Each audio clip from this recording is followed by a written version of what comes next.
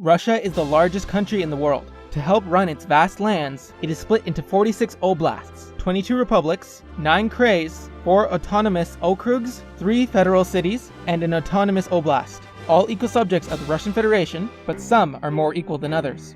Russia, like the United States, is a federation, meaning the subdivisions get their power directly from the country's constitution. This contrasts a unitary state like the United Kingdom, where all subnational powers come from the central government, and in theory, can be revoked without amending their constitution. Unlike the United States, where every state has the same internal powers, Russia is an asymmetrical federation. All the federal subjects are considered equal by the federal government and when dealing with each other, but some of them, notably the republics, have more internal powers than others. The republics of Russia get to have their own official languages along with Russian, and have their own constitutions. The republics are meant to be the homelands of the indigenous peoples of the lands which came under Russian control as a result of settlement and conquest in a process similar to the American westward expansion.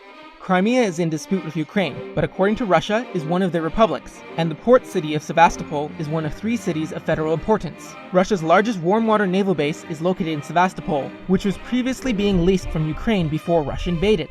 The other 2 cities of federal importance are Moscow, the capital and largest city, and St. Petersburg, the second largest city and an important port on the Baltic.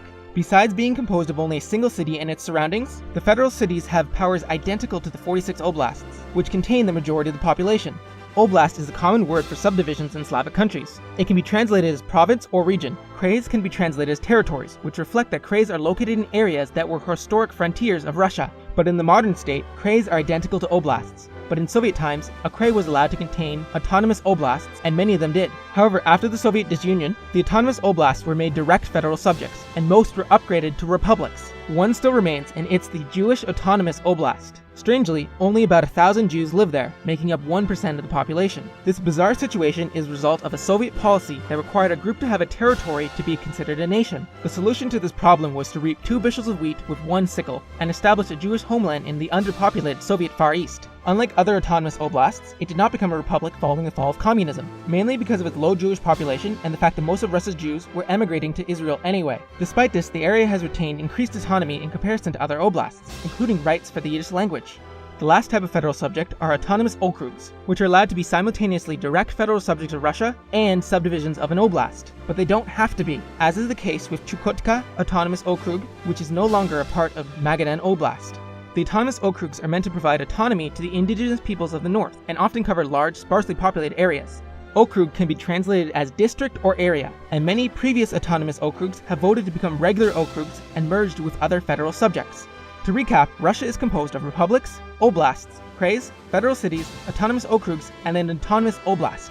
Oblasts, krays, and federal cities are average federal subjects, having the right to their own legislatures, while republics, autonomous okrugs, and the autonomous oblast are meant to provide additional rights to Russia's minorities. Republics get their own constitutions and official language status, while the autonomous okrugs and oblasts get some language rights. Additionally, autonomous okrugs can, but not always, be divisions of other federal subjects. All of it under the control of the Russian Federation.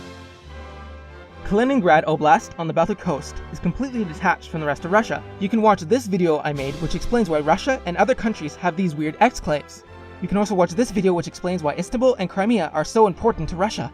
Also, please consider clicking the orb of subscription